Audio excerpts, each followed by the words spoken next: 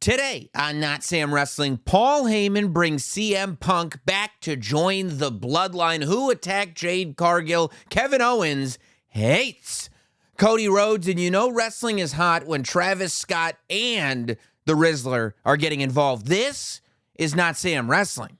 Welcome to Notsam Wrestling. And we have to get everything out of the way first. Of course, the tickets to the live Notsam Wrestling show in Indianapolis are on sale now. You can go to notsam.com. There's a ticket link the Thursday before the Royal Rumble.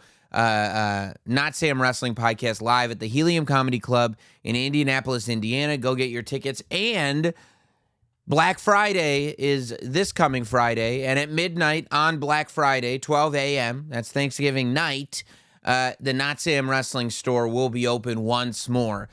If you go to notsam.com, the store will be open midnight on Black Friday, so check all that out. But once again today, we have got so much to discuss that we've got to jump right into it. Of course, we had the emergency podcast, but that was only feelings. That was not analysis that we dropped on Friday late night when we found out immediately, within minutes of Smackdown going off the air.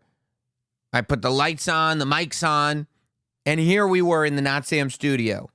Because not only did we get the return of Paul Heyman, but we got the return of Paul Heyman, who brought CM Punk with him. The Bloodline had just decided, and we had heard from them. You know, the Smackdown starts with Solo Sikoa saying that I want an unconditional surrender from the OG Bloodline, and all they have to do is come out here and acknowledge me. And throughout the evening, this was the through line. We saw, once again, a locker room scene with Roman Reigns and Sami Zayn and the Usos and discussing, well, maybe you got to call Seth again. They said, well, you know, everybody else is saying no. Maybe Cody will do it. And Roman said, no, we're done with Cody. And is that because he's too proud? Is that because he knows Cody will say no? Is that because Cody is so occupied with his own rivalries, which we'll get into, that he feels that he can't do it? Don't know. Well, what if we ask Seth Rollins again? And Roman's like, we can't. I'm not going to do that. I'm not going to keep asking Seth Rollins. He says, it's going to be the four of us. We can do this. Just the four of us. They say, what's the plan? Roman says, I don't know. And Michael Cole puts it over on commentary. They don't have a plan, this Bloodline, which goes back to what we talked about on Notsam Wrestling months ago. When I said the slow rebuilding of the Bloodline is still missing strategy and missing a plan. And that's why they come in with the best of intentions. And that's why it seems like they're going to do just fine until, boom, they end up losing because they don't have a plan. The plan was always the responsibility of the wise man. So the new Bloodline is standing in the ring alongside Bronson Reed, who I don't think is going to be a full-time member of the new Bloodline, but for all intents and purposes, for the next couple weeks as we head to War Games, it seems like he'll be aligned closely with the Bloodline. And Solo Sikoa, with all his troops, are interrupted by Roman Reigns and the OG Bloodline. Solo Sikoa confidently explains to Roman Reigns that you need to understand that if your bloodline aligns with mine, we can control this thing for generations, which ultimately is what Roman Reigns has always wanted, which ultimately is what the purpose of the Bloodline always was. When Solo Sikoa was explaining, if you join us, we're going to have control of this thing forever. There was this big part of me watching going, that's actually true, and it's a decent offer. If Roman Reigns is about the greater good of the entire Bloodline, as opposed to being the man himself, you could argue the greater good of the entire Bloodline might be creating this massive 8-person Bloodline that does have the potential to control WWE for a very long time because the ages go down to, isn't Solo Sikoa like in his 20s or something like that? I don't know. But, of course, you can't imagine that Roman Reigns is going to accept that. Roman Reigns is the tribal chief. You can't become the tribal chief just by saying you are. You can't become the tribal chief just by wearing the ulafala. Roman Reigns is the guy in charge, and the reason that the Bloodline was able to ascend to where they've ascended to is because they followed the orders of the person calling the plays, which was Roman Reigns. And if Roman Reigns' Bloodline were to join Solo's, you better believe Roman wouldn't be the one calling the plays anymore. So would that new Bloodline be effective at all? Well, as Solo, insultingly, instead of handing the microphone in a regal fashion to Roman Reigns the way the wise man Paul Heyman once would do, he dangles it upside down like it was garbage and saying, "Go ahead, Roman." Very insulting. And before Roman can say a word, the moment that we've been waiting for, the moment that we discussed on the Emergency Podcast, ladies and gentlemen, my name is Paul Heyman. Paul Heyman comes out. Roman Reigns is surprised. The Usos and Sami Zayn are surprised. And Paul Heyman says, it's not going to be 4-on-5. It's going to be 5-on-5. Here comes CM Punk to the ring. And CM Punk and the Bloodline take out Solo Sikoa's Bloodline with Bronson Reed.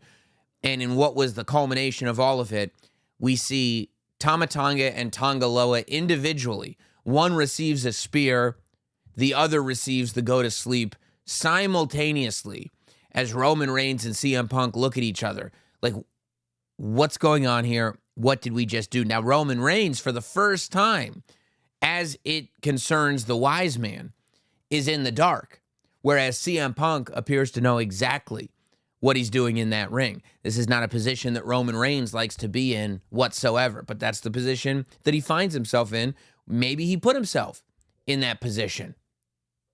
And so we realize that this is what the War Games is going to look like. The poster has been redesigned. CM Punk's face has been added.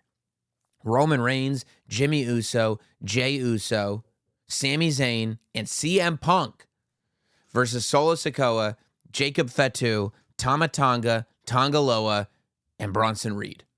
And again, on paper, it is an insane proposition. But in execution, not only does it make sense, but God, does it have us all buzzing. What do we all want to see, right? What do we all want to see? For me, what do I want to see? I want to see the good guys win. I want to see CM Punk team up with the OG Bloodline. I want to see those moments of the OG Bloodline like we got in War Games a couple of years ago. I want to see Paul Heyman back there on the side of the tribal chief who he loves. I want to see the new Bloodline get what they've had coming since the Friday after WrestleMania. And I want to see the old Bloodline not only stand dominantly, but start that path back to being the most powerful group that the industry has ever known. That's what I want to happen. And that's what very well could happen. A lot of times, especially these days in WWE, you set up a great story and the payoff is the good guys win. You know, I mean, you go back to Cody, I think it was, Bad Blood. Cody Rhodes and Roman Reigns versus Solo Sikoa and Jacob Fatu. What happens? Jimmy Uso returns. The good guys win. Everybody feels good. Except, then you go to Crown Jewel, and you remember that Solo Sikoa pinned Roman Reigns. And that not everything happens exactly as you want it to happen. They're not all designed to be happy moments. It makes perfect sense that CM Punk is with this team when you think about it, because CM Punk has no personal vendetta against the Bloodline. He has no reason to say, I would never help them because of what they did to me. Kevin Owens can say that. Randy Orton can say that. Seth Rollins can say that. LA Knight can say that. CM Punk wasn't wronged by the Bloodline at all. Well, then that's why he wouldn't not help them, but why would he help them? I don't think CM Punk is helping the Bloodline. I think CM Punk is helping Paul Heyman. When CM Punk first returned to the WWE, the Friday, as a matter of fact, after Survivor Series 2023, CM Punk was running down the whole roster. And when he got to Roman Reigns, he said, I acknowledge you, Roman Reigns. I acknowledge everything that you've done. I acknowledge you becoming the tribal chief. But don't ever forget who the OG Paul Heyman guy was. Respectful to Roman Reigns, with the idea that maybe the reason he was being respectful was because he has Paul Heyman's back, no matter what. And he knows that Paul Heyman has his back. As I said on the Emergency podcast, he was sitting front row at the Hall of Fame when Paul Heyman accepted his induction to the Hall of Fame. When CM Punk was in the ring with the new Bloodline, Paul Heyman uttered those words to Punk. Take me with you. Paul Heyman wanted to escape the new Bloodline. Roman Reigns would not answer his phone. He begged CM Punk to take him with him. He informed Solo Sikoa that the only two rules that he and Roman had were, number one, make sure Cody is ready for me to come back and take the title from him. And number two, CM Punk is not to be touched as a favor to the wise man. These are all breadcrumbs that were dropped starting in November of last year. And here we are 365 days later, and we're starting to see this pay off. At the end of Smackdown, the Bloodline stood tall. At the end of Smackdown, you saw this new amalgamation of superstars. As a matter of fact, we can take a look at it here on the big wall of Roman Reigns, Sami Zayn, the Usos, CM Punk, and Paul Heyman all standing together. And of course, the thing that we notice about this picture at the end of SmackDown, which we didn't actually see air on SmackDown, but did end up on the WWE's YouTube channel immediately after, is that CM Punk is doing the go-to-sleep gesture while the rest of the Bloodline have their fingers in the air. That's, of course, to say that CM Punk has not joined the Bloodline, that CM Punk is CM Punk is CM Punk. But one of the defining features of CM Punk is he remains loyal to Paul Heyman, because when no one was a CM Punk guy, Paul Heyman was a CM Punk guy. And that makes CM Punk a forever Paul Heyman guy. But there's more going on in this picture. Of course, Paul Heyman is looking very proud of everything that he's done. Jimmy Uso is looking confident, looking straight ahead. CM Punk is looking confident, go-to-sleep gesture, straight ahead. Roman Reigns looking confident, finger in the air. A little confused, but still center square. Kind of looking around at the audience, realizing that he's happy that he's in a winning position, but not thrilled that he's not the one that's been calling these plays. Except then to Roman Reigns' right, his right-hand side, you got both Sami Zayn and Jey Uso. And Sami and Jey have the exact same facial expression, where they're looking at Roman Reigns. They're not looking straight ahead. They're not looking self-assured. They're side-eyeing Roman Reigns, as if to say, who knows? Let's wildly speculate. As if to say, are you sure you know what you're doing, Tribal Chief? Is this really the play, Tribal Chief? Are you in control, Tribal Chief? Or maybe we've got our own plan that we're going to execute once we get in this cage. Nobody here was damaged by the Bloodline more than Jey Uso and Sami Zayn. They're aligned here, but they don't appear to be aligned with the rest of the people in the ring. Are they going to sit there and do something, or are they just looking at Roman Reigns for their cue? Any of those things could be true, but the fact is that Sami Zayn tweeted this photo out. And maybe he tweeted this photo out because he's proud of the 6-person group that stands before this audience. And maybe he tweeted it out because he's telling you something with his face. And Jey Uso is telling you the same thing. Don't know.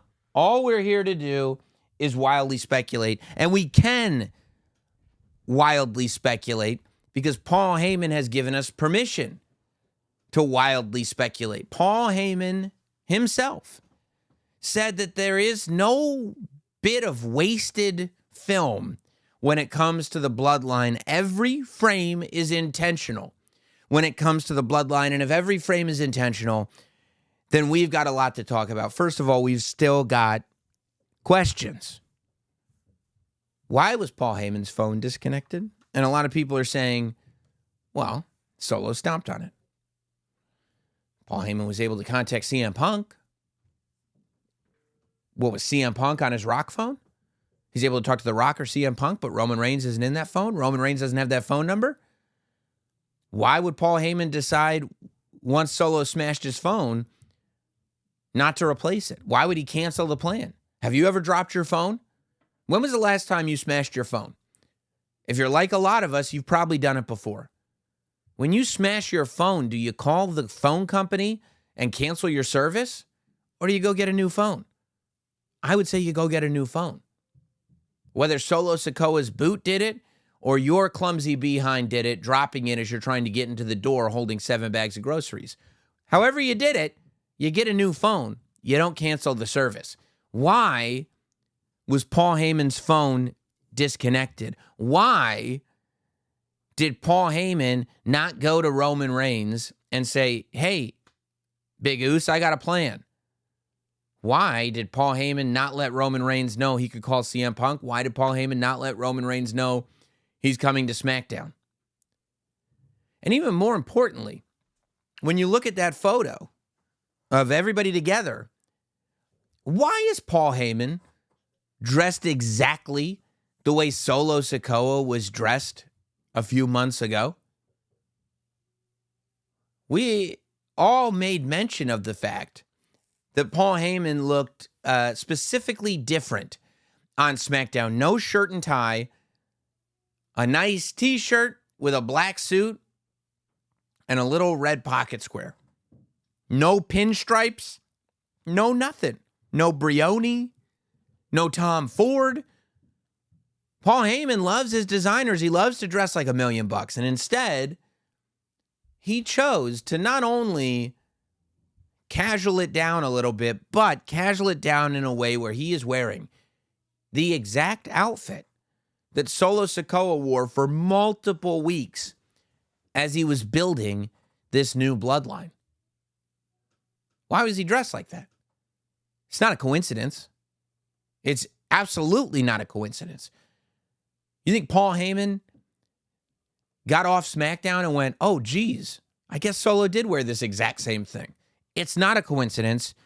Nothing is a coincidence.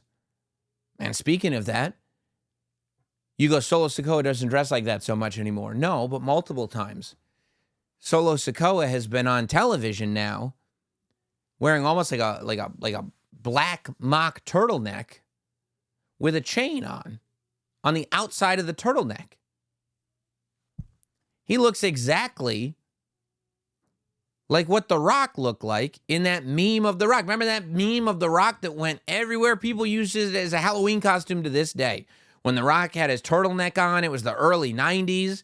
He's posted up against a wall with his fanny pack on and his chain around his turtleneck. And we all had a good laugh. It went everywhere on the internet. Why was Solo Sikoa dressed so similarly to The Rock? Why is Paul Heyman dressed so similarly to Solo Sikoa? Is it all connected or isn't it? Who's to say? I mean,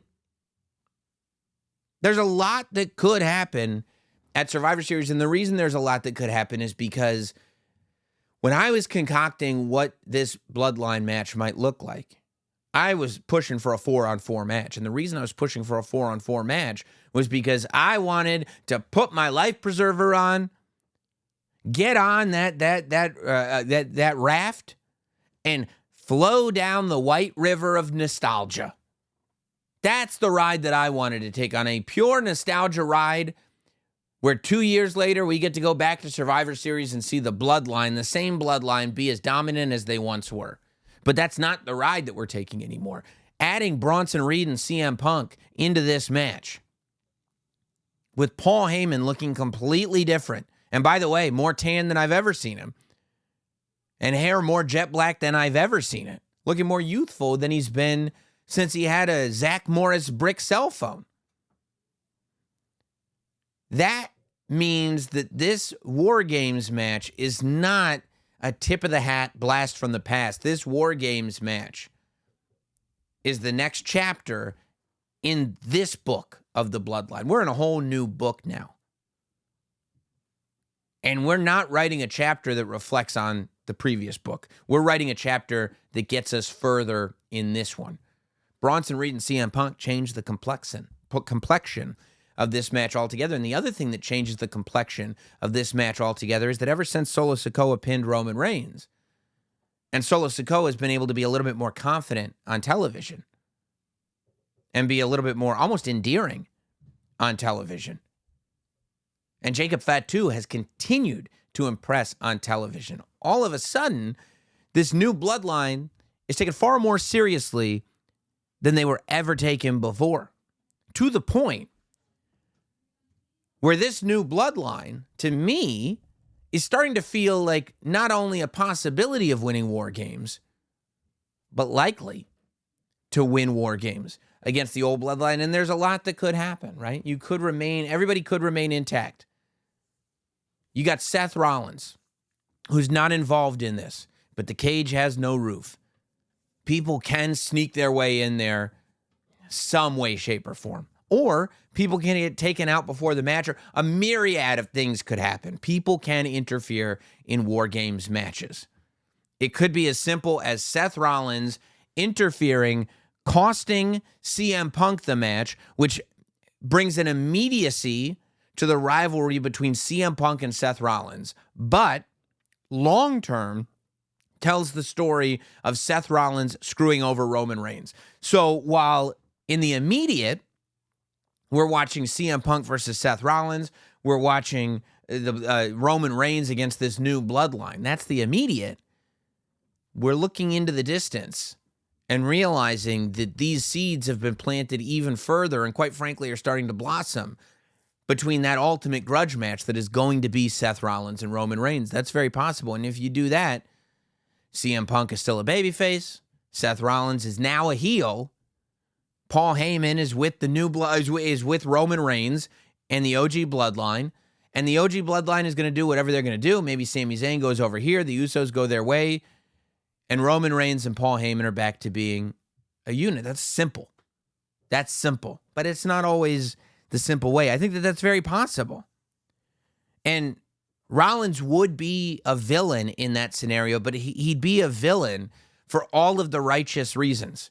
There'd be nothing about Seth Rollins' character that would be brought into question. As a matter of fact, you could argue that in this match, because Seth Rollins already hates CM Punk so much, and he already hates Roman Reigns so much, and now CM Punk has decided to step up and help Roman Reigns, in an instance where Seth Rollins has already said he doesn't want to help Roman Reigns. Seth Rollins has all the reason in the world to want to stop this from happening. Seth Rollins is not teaming with the Bloodline because he doesn't want Roman Reigns to regain the power that he once had. Now the man that he hates is trying to help Roman Reigns regain the power that he once had. Seth Rollins has every reason in the world to try to stop it. And I understand that. But what if it goes further than that? What if? What if it goes further than that? Let's get back to the fact that Paul Heyman's phone was cut off. Let's get back to the fact that Paul Heyman was dressed up in the same attire that Solo Sikoa wore all spring and into the summer. What if there's a bigger plan going on here? What if CM Punk is in this match to do Paul Heyman's work? But Paul Heyman's work is no longer about Roman Reigns and the Bloodline. What if something happened? What if two things happened? What if the first thing was that Paul Heyman realized that Roman, as much as he loved him, didn't have his back when the new bloodline attacked him, when Paul couldn't get Roman on the phone, when Roman wasn't there for months? What if Paul realized what was really going on then? And furthermore, what if while Paul Heyman's Roman Reigns phone wasn't ringing, Paul Heyman's Rock phone was ringing? We saw The Rock at Bad Blood. What if what Solo Sikoa said to a fan in the audience was true? It's all part of the plan. What if The Rock let Paul Heyman know we're going in a different direction? This is the bloodline that we're going with.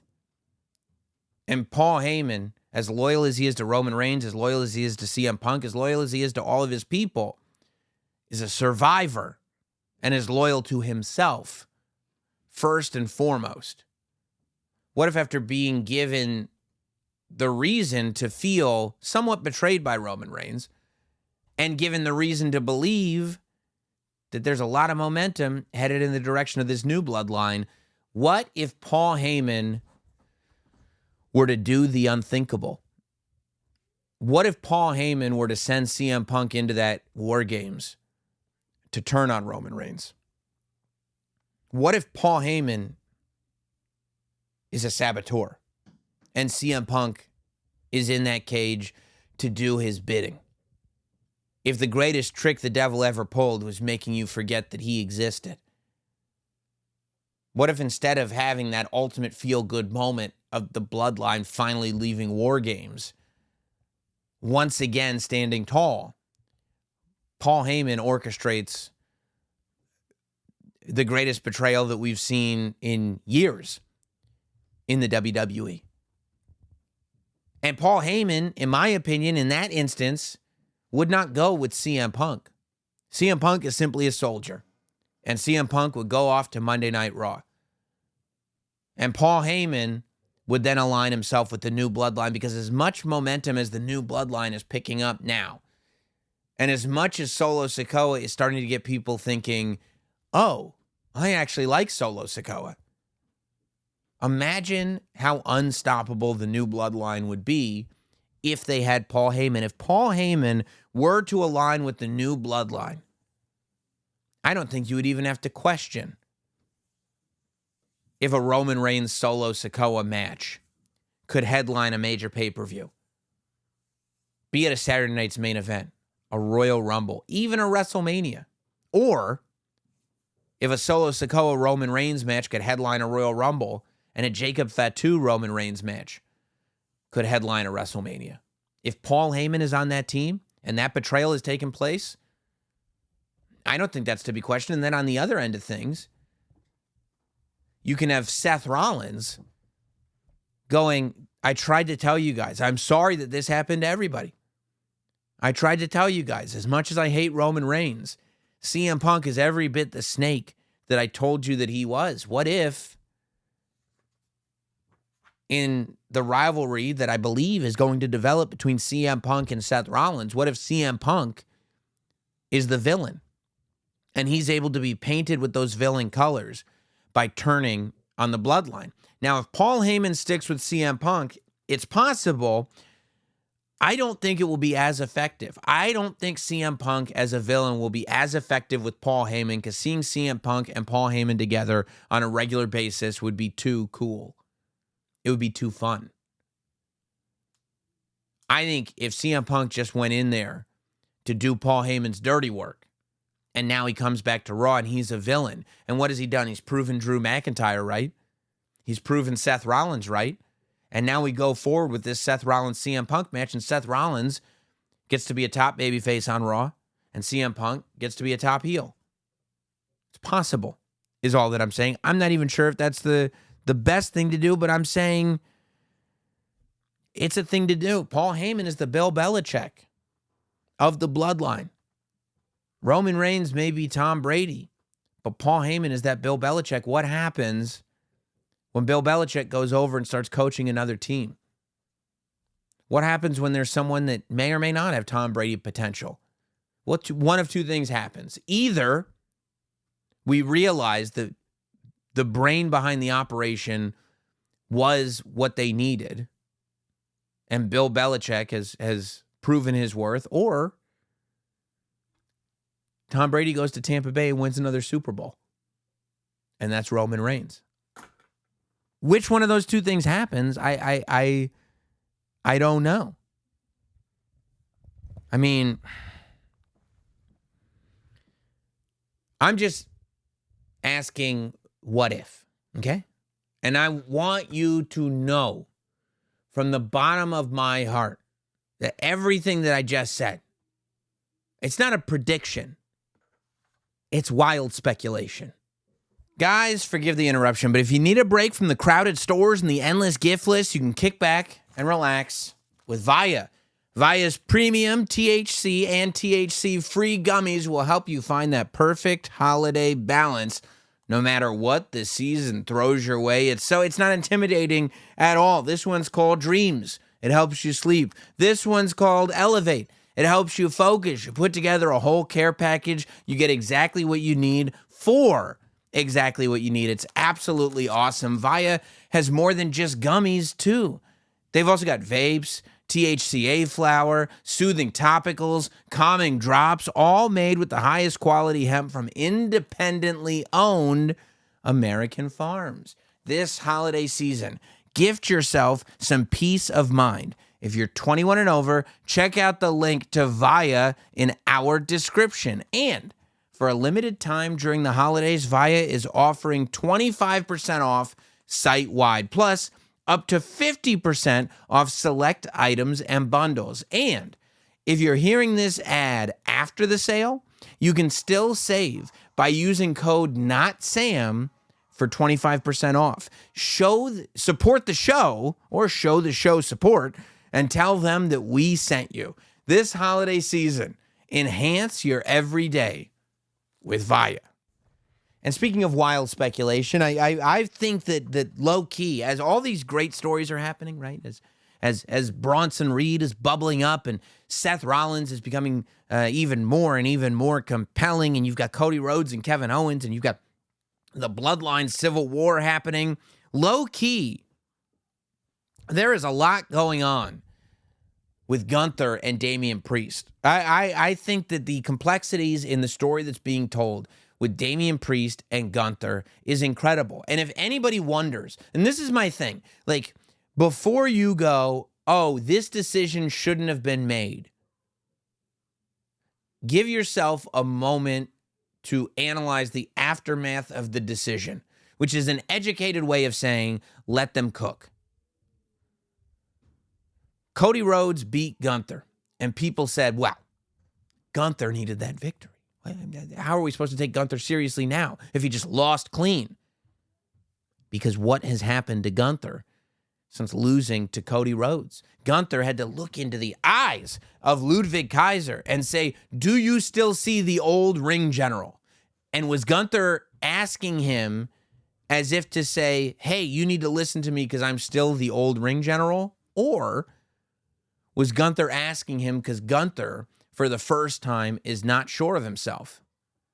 Meanwhile, what's happened to Damien Priest? Well, Damien Priest went through this period of time where he was trying to prove to everybody, including himself, that he was world title capable, that he should be put in contention and in the conversation for world champions. Well, he lost the world title, but the fact that he had that reign has left Damien Priest saying, no, there is no question anymore. Whether you think I belong in the conversation or not is irrelevant, because I'm in the conversation. I am the conversation, and I'm going to beat Gunther. Gunther has this new level of questioning himself, and Damien Priest has this new level of absolute confidence. The Damien Priest character has figured out where all of his strengths are and is conveying that in the promos that we've seen between Damien Priest and Gunther. I think the promo that Damien Priest did with Gunther a couple weeks ago was some of the best we've ever seen Damien Priest. And honestly, Gunther showing off that he's not, every time people say he's a one-trick pony, they talk about his promos, and then they see the match and they go, oh, okay, so the promo with the match is a bigger thing than I thought. Now, he's actually showing some vulnerability. That's something that we never really saw in Gunther. Not that he was this superhuman beast, but he never, even if we thought he could be vulnerable to something, he never showed off any vulnerability. And we're not forgetting that Gunther lost to Cody Rhodes. Losses screw up Gunther. That was the whole story of Gunther and Sami Zayn. When Gunther beat Sami Zayn, okay, now everything's better again because he beat me at WrestleMania, and that screwed me up.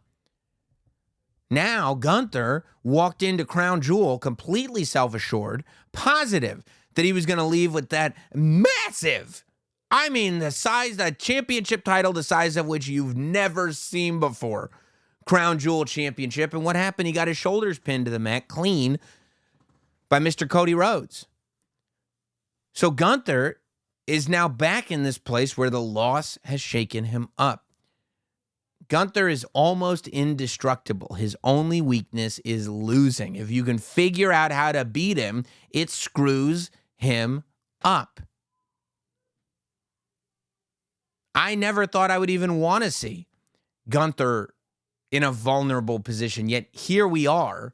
And not only does it make me feel like the Survivor Series match between Gunther and Damien Priest is night and day different from the SummerSlam match between Gunther and Damien Priest, but it's making me feel like I'm getting a whole new fresh coat of paint on both characters, that we're seeing who these people as characters are fully formed.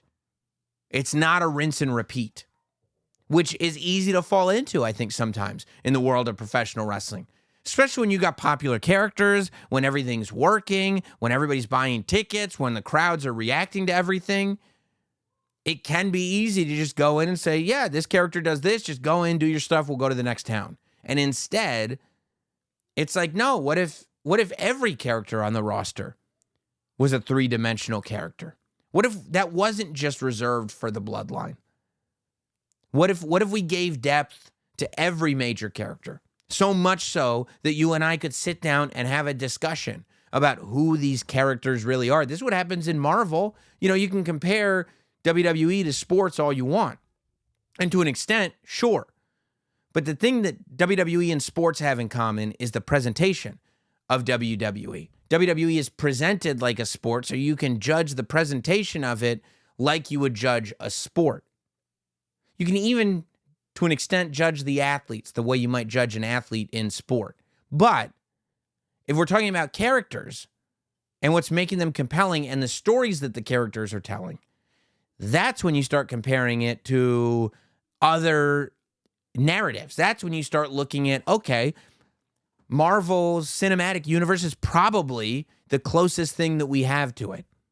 And the reason that the Marvel Cinematic Universe got so big was because they figured out a way to make every superhero so interesting that they could pull off having their own movie.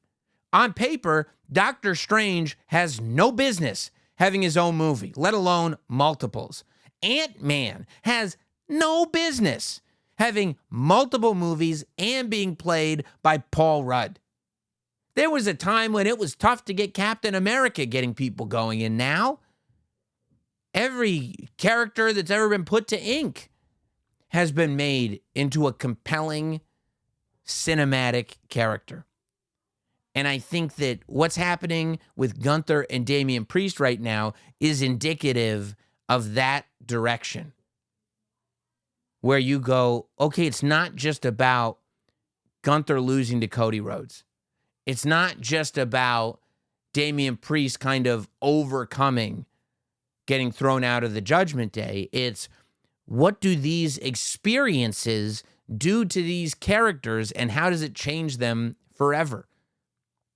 Gunther doesn't have any personal animosity with Cody Rhodes for the time being. Like the idea of, oh, I can't wait till I get my hands back on you, Cody Rhodes. That's not a thing. But we can talk about how that changed him. Damien Priest's business with the Judgment Day for the time being is done. But how did Finn Balor turning on him and his entire clique leaving him, how did that change him? As well as how did losing the title change him as a character? And we're seeing, to me, Gunther and Damien Priest meet at a time when both of those characters, I mean, on Raw last week, you had Gunther see Damien Priest, try to attack him, and Damien Priest was able to outsmart him because they were in the streets. They were in the hallways of that building instead of being in the ring. So the story going into Survivor Series is, Gunther has not been able to best Damien Priest leading up to this match. However, this match, it's going to happen in the ring. And if Gunther can remember that that's where he's a king, then Gunther shouldn't have a problem. But can Gunther remember that? That's the question. Lots of celebrity involvement this week. So we finally started getting the real push of Monday Night Raw coming to Netflix. And it seemed like, and I don't know this for a fact, but it did seem like Netflix had said, hey, let's do this Jake Paul, Mike Tyson fight and put promotional energy into that. And then as soon as that's done, the push for Raw begins. Because it felt like it all hit starting last weekend and throughout the week. You know, you have graphics all over online now of whether it's Bianca Belair, John Cena, Roman Reigns, Cody Rhodes, all hyping up Raw coming to Netflix. They had a video put out with not only highlights of wrestling, but creators reacting to how big of a deal this is. And then, of course, Complex Con. You had Triple H show up at Complex Con where Travis Scott was there. And Travis Scott, you know, one of, if not the biggest superstar in music right now. The guy puts out sneaker collaborations with Nike. They go for thousands of dollars like that. The guy puts out meal collaborations with McDonald's. He's able to put out a whole line of merch alongside it. The idea that, and all that's been announced is that Travis Scott will be at Monday Night Raw. And I think they said that they're using the Travis Scott song for Raw. I'm not positive, but I think that that's what was said.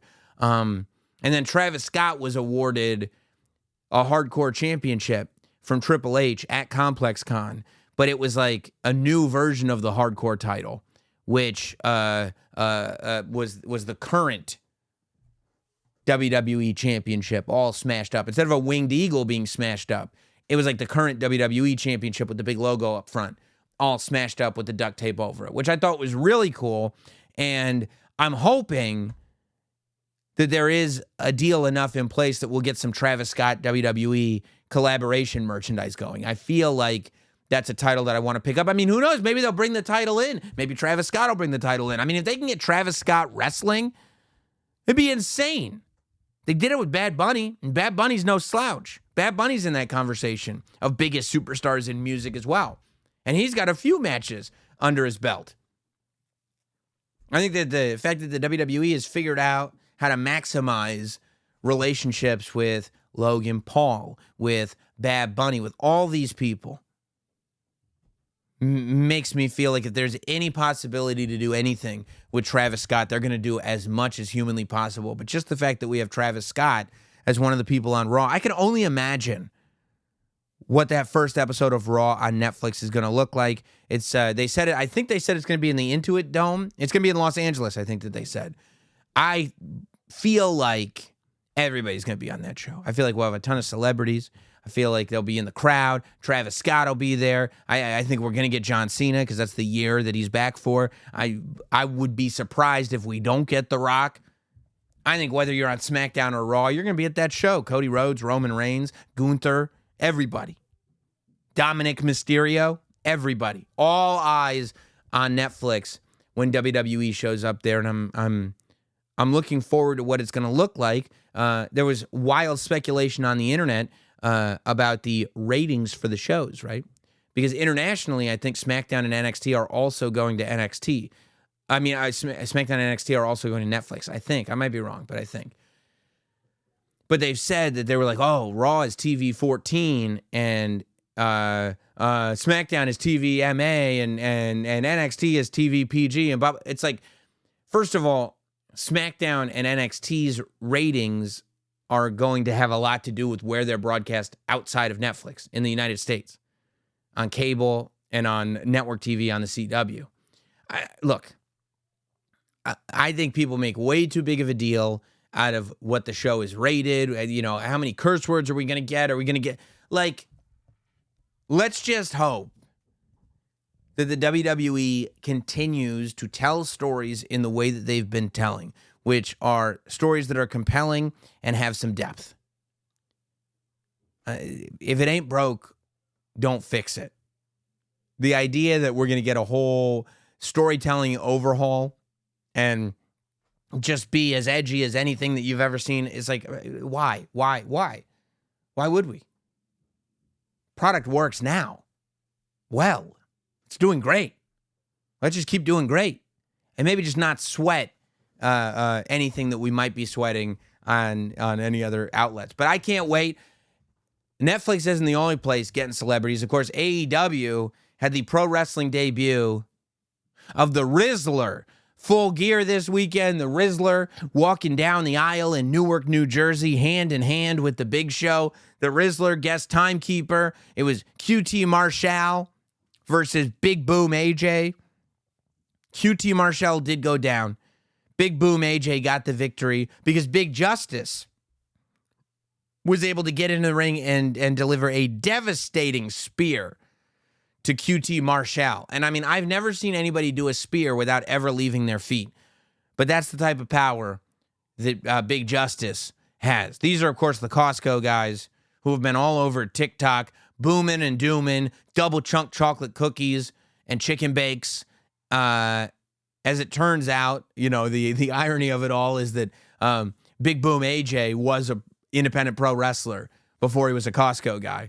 So he was able to execute on that dream. I mean, it did get a lot of attention. You know, social media was talking about it. I don't know if it did anything in terms of numbers. I mean, part of me is like wondering, like, if it made that much of a difference and it delivered that many numbers, probably should have put it on pay-per-view, no? I mean, even if one person buys just to see the Costco guys, that's one extra buy that you didn't have, but I don't know. We'll see how how it impacts things going forward. In terms of Full Gear, go out of your way to see that Will Ospreay Kyle Fletcher match. That Will Ospreay Kyle Fletcher match was one for the ages. Kyle Fletcher picking up the clean victory over Will Ospreay, but just a fantastic match from bell to bell, with a story built in and both guys just giving it their all. It was an amazing thing to see. So go out of your way to see that match. Toni Storm went online and retired from pro wrestling. She said she was done. You know, Toni Storm kind of lives in that world of character. I believe that we'll get Toni Storm back. You know, Mariah May started a rivalry with Mina Shirakawa at the show. So I would think that they'll start getting moving on that. And maybe at some point, Toni Storm will come out to help Mina Shirakawa and reignite that rivalry. But it is really interesting with that Toni Storm as a character, so successful that she's created the Tonyverse. That right now, that women's championship, Toni Storm defined that women's championship for as long as she did.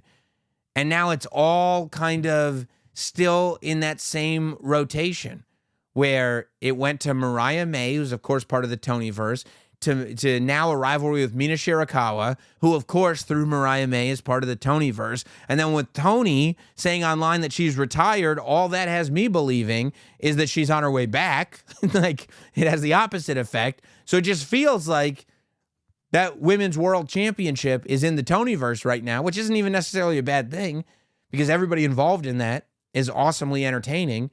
And that the TBS championship becomes the women's championship that is really competed for outside of the Tonyverse. Just an interesting to and it's Toni Toni verse, Toni Storm verse. Who would have thought? Toni Storm goes to AEW, ends up getting her own universe. That's the thrill. That's incredible. Speaking of big moments for some of the female competitors, the whole world is asking the question: who assaulted Jade Cargill? We're in the middle of this triple threat match. Bianca Belair is trying to qualify for the Women's U.S. Championship when all of a sudden, word from the back, the screen pops on, and Jade Cargill is found splayed out on the hood of a car with the windshield all busted. It looks like she was thrown off the loading dock onto the top of the car. The Women's Tag Team Championship strewn to her side, and nobody having any answers as to how this happened. Of course, it led to Bianca Belair leaving the match, which allowed Chelsea Green to pick up the victory in this first-round tournament match for the Women's United States Championship, which we'll talk about in a moment. But then they go to commercial break. When they come back, Bianca Belair runs to ride in the ambulance with Jade Cargill. Bayley and Naomi are in that parking lot going, did anybody see anything? What happened? And that's where we've left it. The WWE has said that Jade Cargill, they had a whole list of injuries that Jade Cargill had. They said there's no timetable for her return, which would lead me to believe, well, they've already said she's not going to be in next week's Women's United States Championship qualifier, which means it's Piper Niven, Mia Yim, and a mystery opponent in the triple threat before one of them gets to the second round to face Chelsea Green. But also, if she's not going to make next week, I doubt she's going to make Survivor Series, so I would imagine there's a hole in the War Games match as well. And I didn't read any of the Smackdown spoilers. We don't do spoilers here on Notsam Wrestling. But the question has to be, I mean, who did this to Jade Cargill? And if we're trying to figure this out, who has something to gain? You know, of course, the first thing that pops into my head is, did Rikishi do this to Jade Cargill? And people will go, why would Rikishi assault Jade Cargill? And I told him, well, if he did it for The Rock. And they said that has nothing to do with this. I go, okay, that's a good point. Maybe it wasn't Rikishi. I go, where was she staying? Because if it was a Hampton Inn, she might have just fallen down a hill. And they go, she's never hosted the Tonight Show. I go, okay, all right, so she didn't fall down a hill. So who could it have been that assaulted Jade Cargill? Well, you know, Bianca Belair is a name that's been thrown around there because I think that ever since this team formed, people looked at it as a means to an end to eventually get to Bianca Belair versus Jade Cargill. Unless Bianca Belair is going to be the mystery third person in the qualifier next week on SmackDown, it would make no sense to me that Bianca Belair was the person, because why would she assault Jade Cargill right before her United States Championship tournament match and then leave the match? Thus, if she assaulted Jade Cargill, she did it to disqualify her from winning the Women's United States Championship, which makes no sense to me. Also,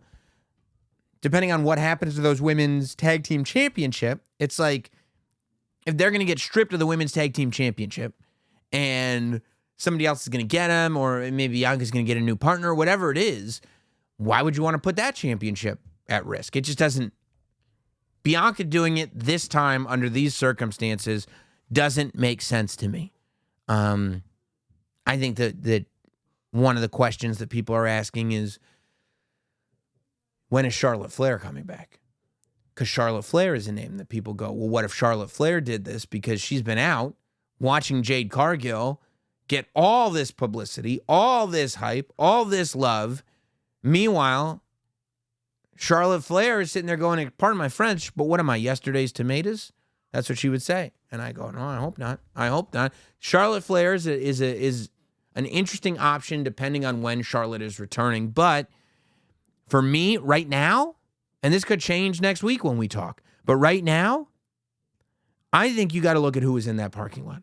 I've been scanning this thing for clues, and you got to look at who was in that parking lot. I'm looking at Bayley, and I'm looking at Naomi. Now, here's the thing. The way this tournament is laid out, I think that you are either going to end up with, like, there are two scenarios. Like, you could have Chelsea Green winning the whole thing, of course. And we'll talk about that in a moment. But there is a scenario where you end up with Bayley versus Naomi.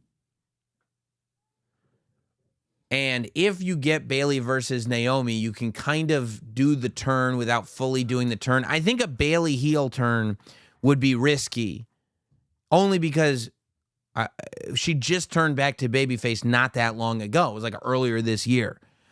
So the idea of her turning heel once again, with now the rest of Damage Control as a babyface, it just seems a little convoluted. But that's not to say it's not possible.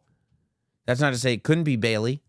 But if it is Bayley that took out Jade Cargill, I almost feel like, or Naomi, I almost feel like they wouldn't make it all the way to the finals. See, for me, I think it's one of them.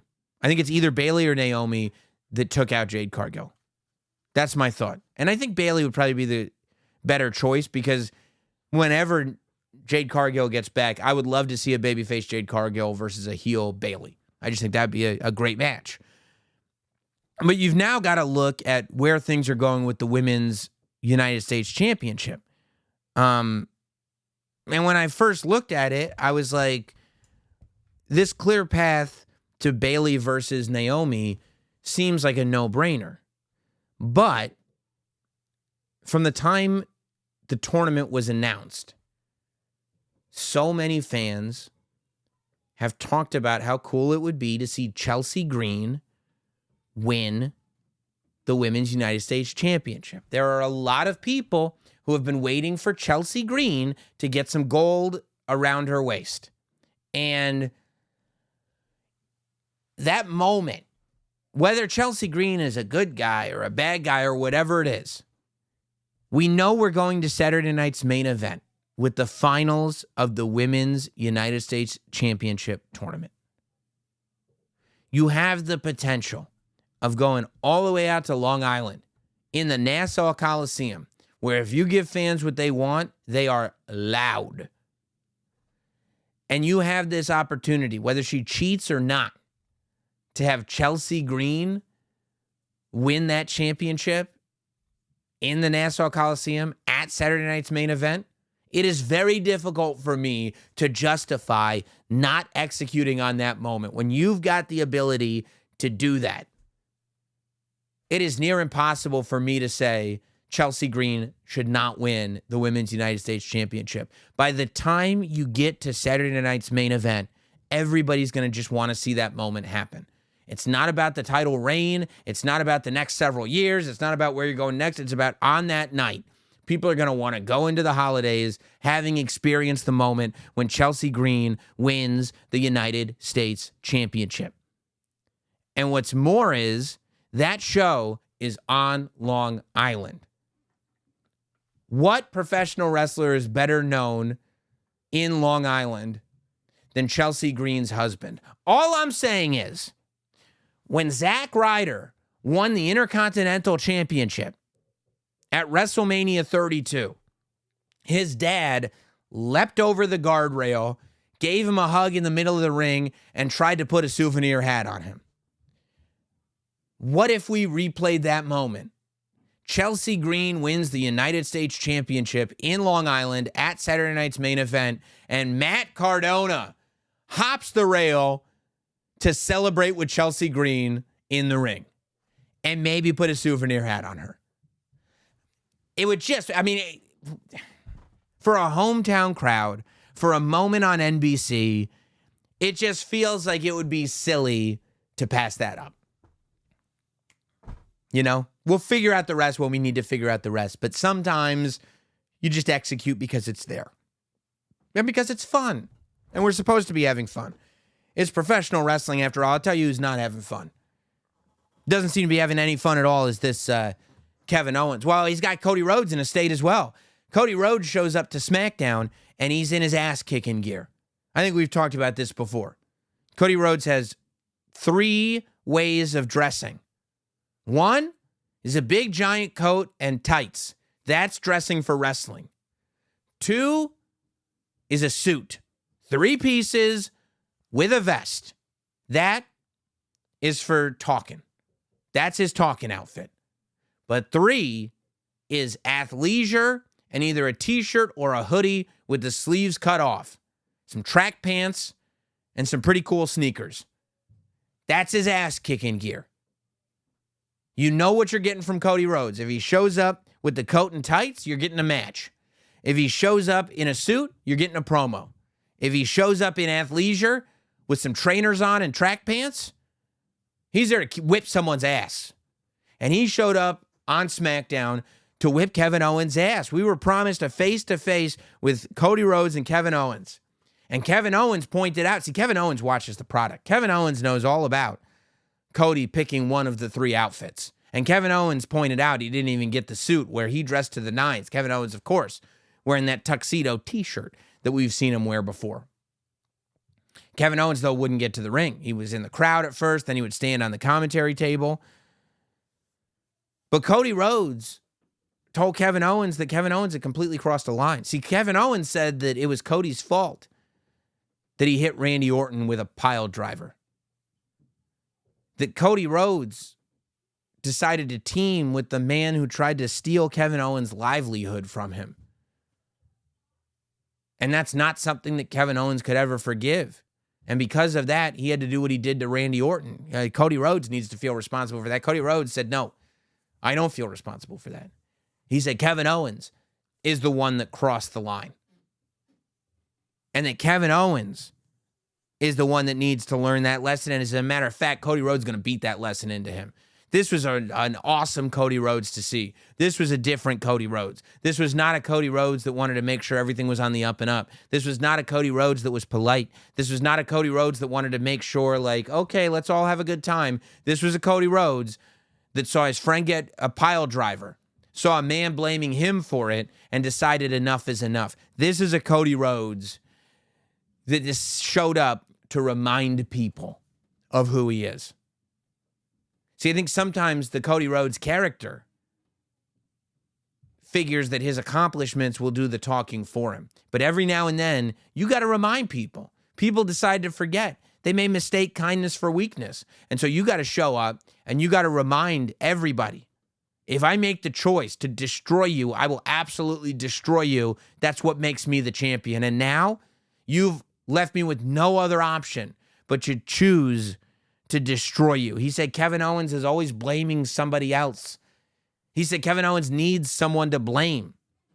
He said Kevin Owens has always been obsessed with being the top guy. He's always wanted to be the top guy.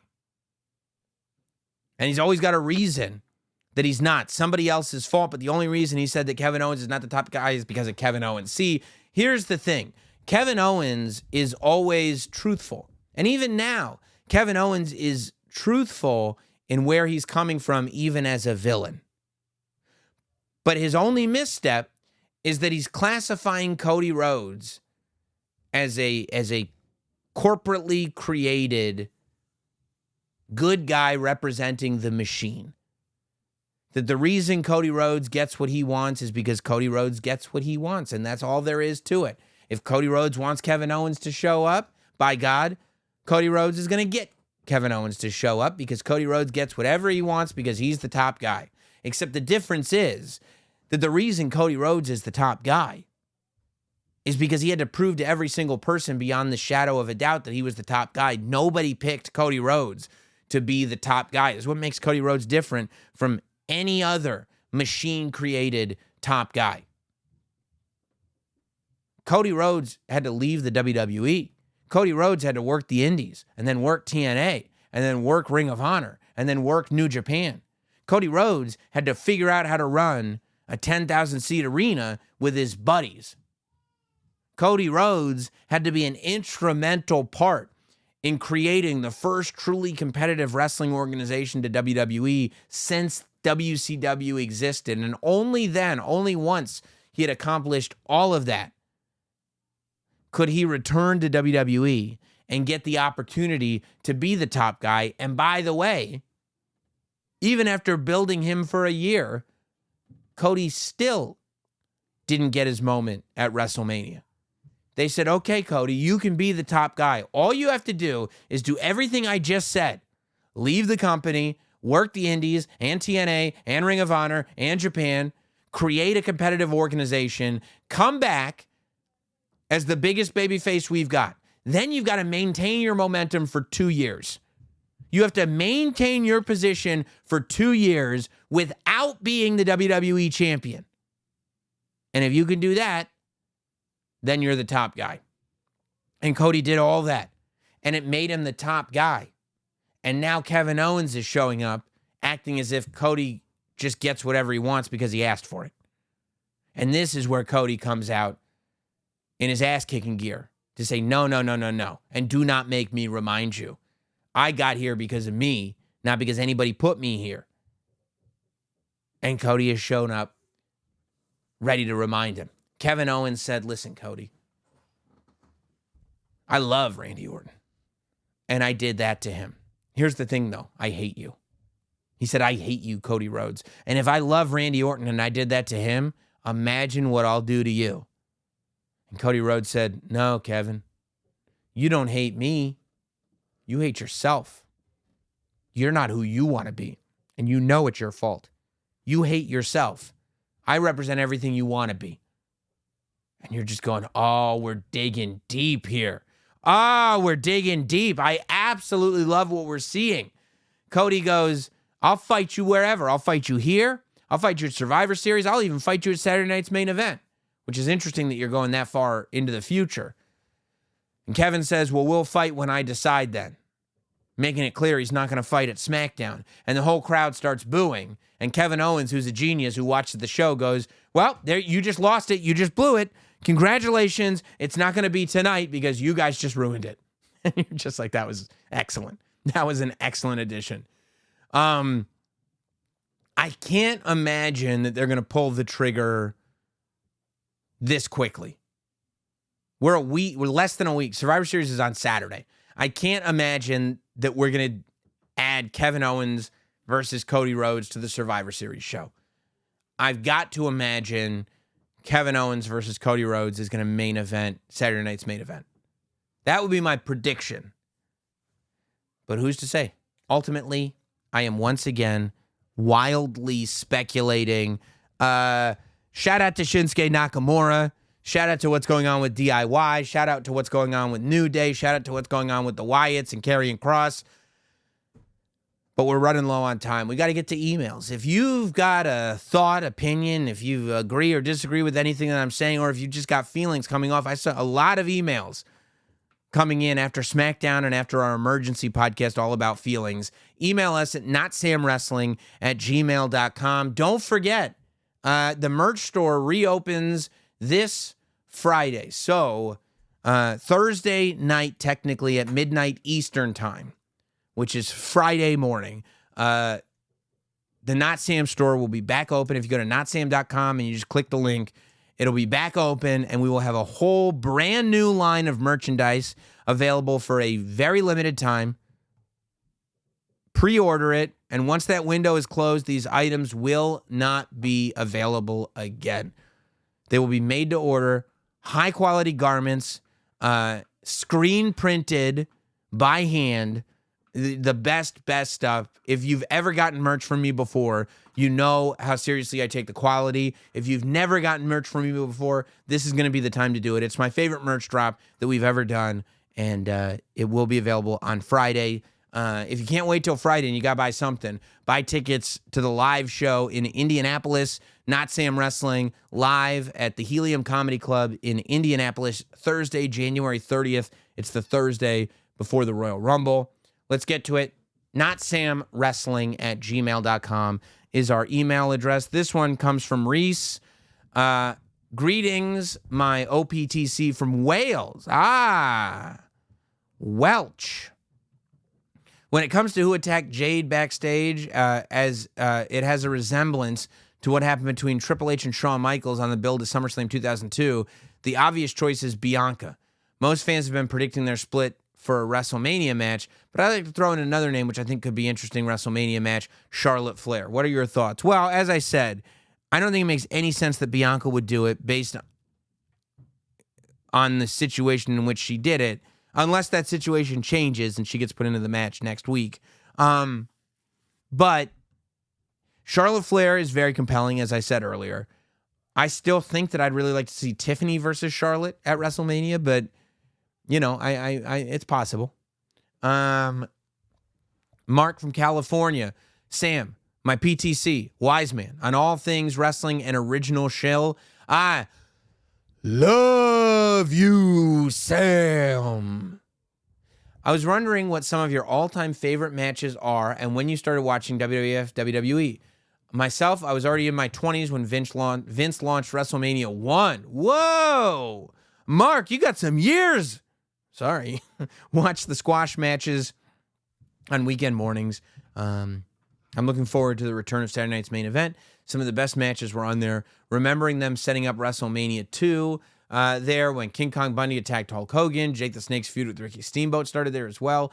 I expect the Bloodline War Games will end in a way where we can see the following: Roman versus Jacob, Roman versus Solo, Roman versus The Rock, the Usos versus the Tongans, the Usos versus Solo and Jacob. Sam, did Solo and Jacob wrestle as a tag team before WWE? Not that I'm aware of. As always, my PTC, I acknowledge you. Yeah, I also think you could end up planting the seeds for Roman Reigns versus CM Punk down the line. I started watching wrestling, when I was a really little kid. So, WrestleMania 5, WrestleMania 6. And then taking it seriously. By WrestleMania 7, I was all in, taking things seriously. I was watching the product the way I expect all of you to watch the product. By WrestleMania 7, because I was 7 years old. And then straight through since then. Cade writes in, hello, my OPTC. I acknowledge you, but how can you be the OPTC without a tribe? So my question is, who is in your podcast Bloodline? Well, that's similar to the question that was asked last week about the War Games match. So I don't want to, right now my tribe, I would say my family and Hot Dog are in the tribe. But I will say that in terms of what makes me the original and only podcast tribal chief is not an Ulafala, but it's this bright red siren.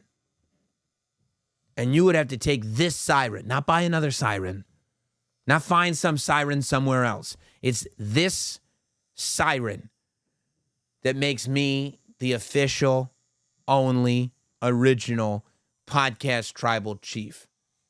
So if somebody wants to come take the siren away from me, be my guest. But I don't think it's going to happen anytime soon. Let's go to the next one. Avik. What's the haps from London? I can't help but feel Seth is going to somehow get involved in War Games. Maybe try to get his hands on Bronson, but accidentally hits Punk, but shrugs it off. Then they can build a Mania match. I don't know, but I talked about that earlier.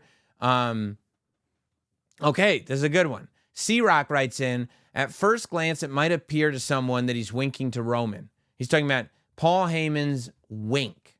Okay? There have been screen grabs of this. Paul Heyman winked during the Bloodline segment on Smackdown. He's not. He's saying he's winking to Solo. Why? It's a Stockholm Syndrome type of deal, being powerbombed through the table. He saw the true power of the Tongans alongside Solo and the addition of the... Well, look. I don't know who he was winking at. I'm not discussing the wink. There's not enough meat on that bone for me. I'll talk about the clothes. I'll talk about the looks, especially after Sammy tweeted it. But the wink could have also just been an off-screen Iggy. Everything does count. So you are free to speculate wildly on Paul Heyman's wink. But for me, there's not enough meat on that bone to talk about the wink. For me. Rob writes in, I had a thought and hear me out. Could Punk... being the fifth member, lead to Rollins turning heel and costing the OG Bloodline the match, even though, yes, it could, and I talked about that earlier. Sam writes in, what a name, to the podcast OTC. I really liked War Games when it was introduced as an NXT exclusive event back in 2017. I even attended the 2019 event. It was a great show. In the 5 years when NXT had it annually, I felt that it was... a great separator that made it feel really different from the main roster. NXT was trying to build its own identity and stand out, and War Games was a huge factor in that. I especially loved seeing William Regal announce it every year with so much conviction. I enjoy War Games as a Survivor Series stipulation as that pay-per-view was needing a boost after some down years, but I feel NXT lost something special that was exclusive to them with the change. What themed matches for pay-per-views would you like to see NXT adopt to fill the void from losing War Games, or do you think NXT are fine as they are without a need for... well, they have it. They have the Deadline match. You know, I think that's the NXT exclusive. They're the Deadline, what, the Iron Survivor Challenge is what they call it? Yeah, and I think when you look at the rules of the Iron Survivor Challenge on paper, it can be a little bit like, what is all this? What are we doing? But when you see it in action, it's actually really great. Last year's Iron Survivor Challenge was unbelievable. The timing on last year's Iron Survivor Challenge was so freaking good. But yeah, I mean, Deadline is a week after Survivor Series. So the main roster will have the War Games match. And the War Games match was never an original NXT idea. It was a Dusty Rhodes idea from the NWA. But yeah, no, I mean, I think War Games is a big enough spectacle that it should be on the main roster. But NXT took Spin the Wheel, Make the Deal from Halloween Havoc. So they got a WCW stip. That's where they do Spin the Wheel, Make the Deal, NXT. And they also have Deadline, Iron Survivor Challenge. So that's what they got. And they're not suffering, that's for sure. Tony writes in, hello, Sam, my one and only OPTC. You know who's got the siren. With Jade out of the Women's U.S. Championship tournament and possibly War Games, who can fill her spot in? I have two choices for the U.S. Championship, Charlotte Flair or Alexa Bliss. What do you think?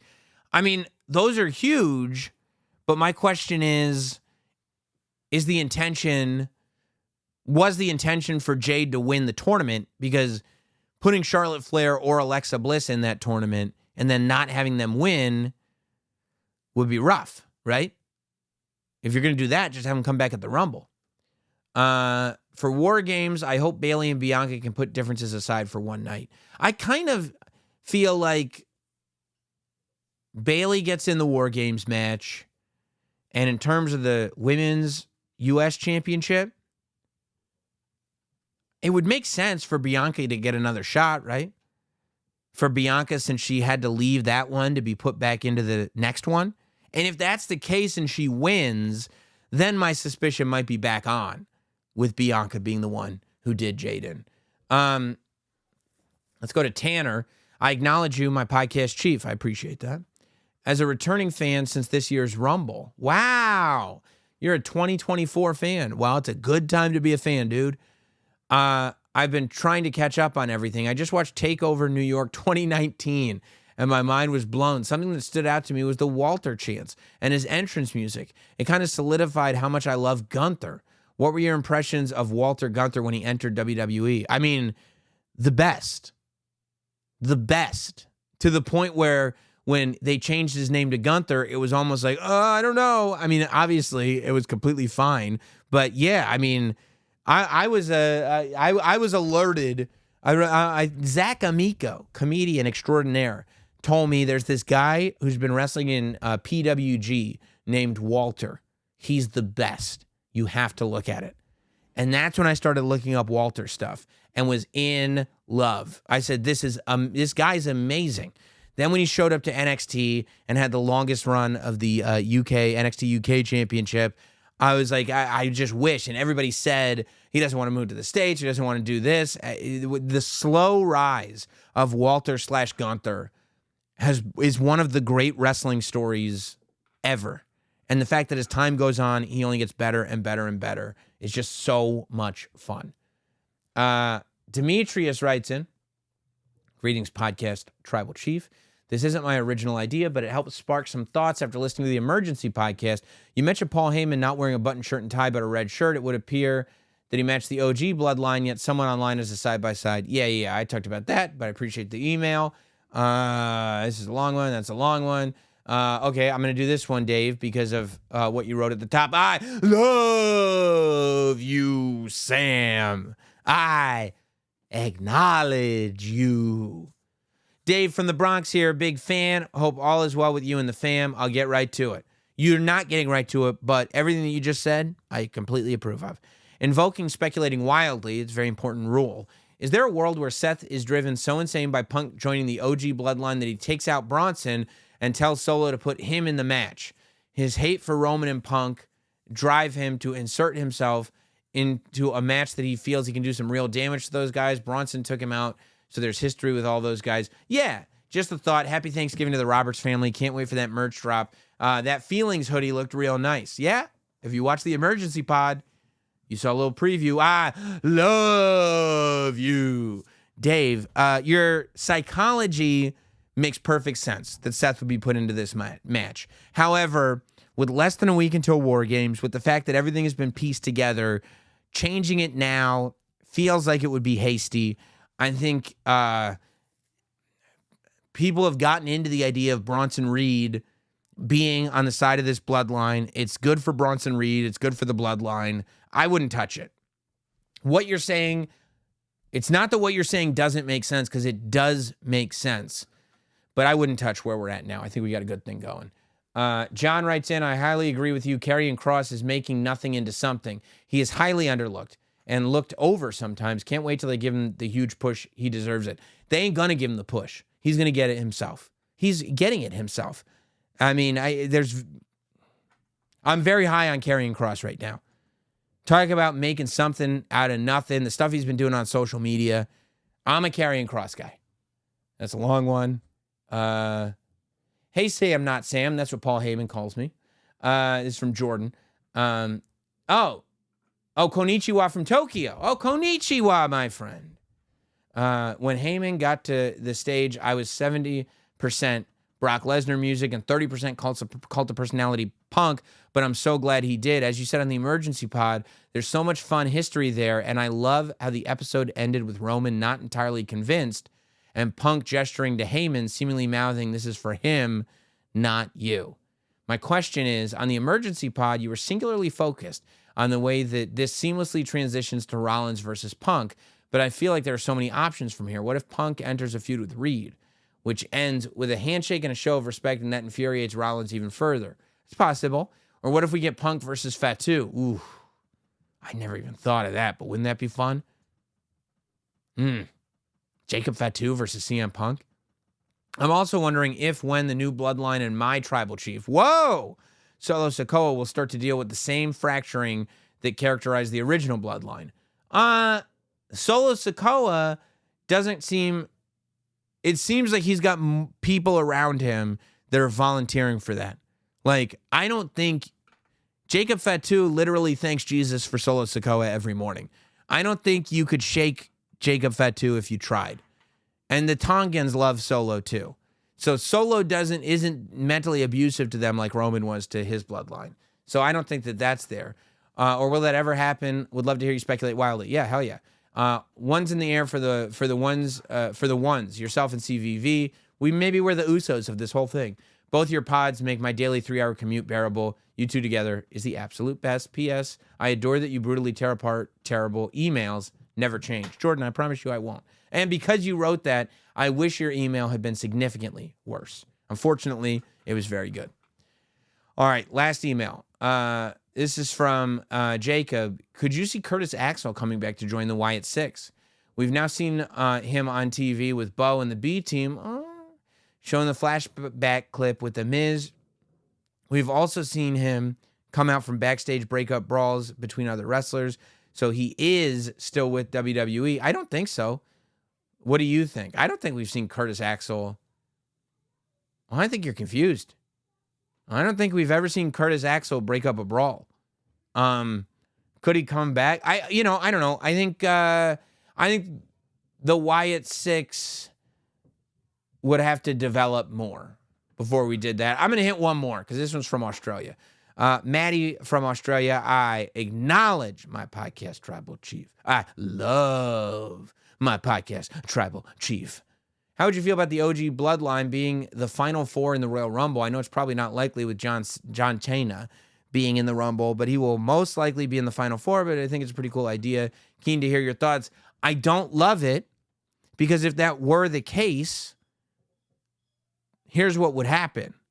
This is the only thing that could happen. If there's any logic to these stories, if the OG bloodline, Ooh, I do like that. I was thinking the new Bloodline. Because if the new Bloodline were the final four, then the Tongans would get out right away. Jacob Fatu would look intensely at Solo Sikoa as if they were going to fight, and then Jacob Fatu will eliminate himself and Solo Sikoa would win. That's the only way to do that. But the OG Bloodline, yeah, I think that would be awesome. Here's why I think it would be awesome. Because all four would fight, and Jey Uso would win. And that would be awesome. Couldn't think of a better note to leave it on. Make sure, if you haven't yet, you go back and you watch the emergency pod, because we had a lot of feelings that we put up on Friday night right after SmackDown.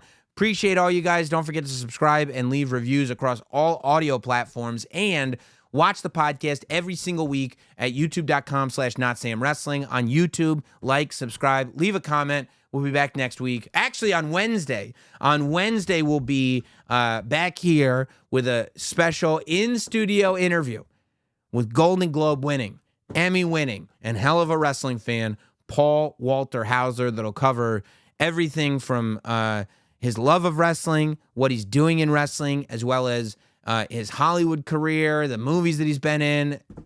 Can't wait for you to hear it. We'll see you then. Have a good one, everybody.